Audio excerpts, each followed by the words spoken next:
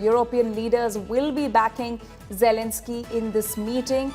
So this meeting will also be attended by the European leaders who will be backing the Ukrainian President Zelensky. Donald Trump wants Zelensky to strike peace agreement, and Trump-Putin backed the peace deal more than ceasefire. Remember, Putin had demanded that Russia wants the Donets region, but we were learning that Zelensky does not agree with this demand. Zelensky has rejected this demand. It remains to be seen what happens in today's meeting.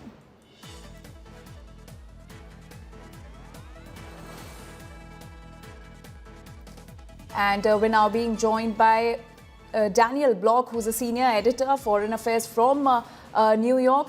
Daniel, how do you see this meeting? Could this be a turning point as far as the Russia-Ukraine war is concerned?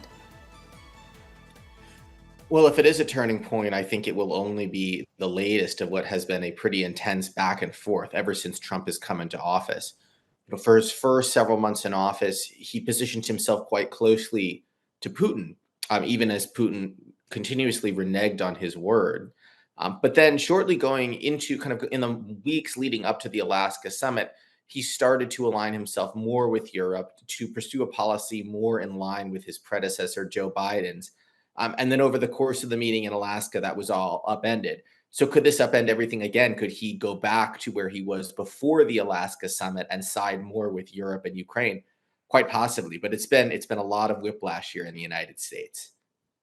But Daniel, we also saw that Russian President Vladimir Putin had kept forward his demand that Russia wants the Donetsk region, and the demand was put forward to Ukrainian President Zelensky through Donald Trump. But we also learned that Zelensky had rejected the demand by Russian side.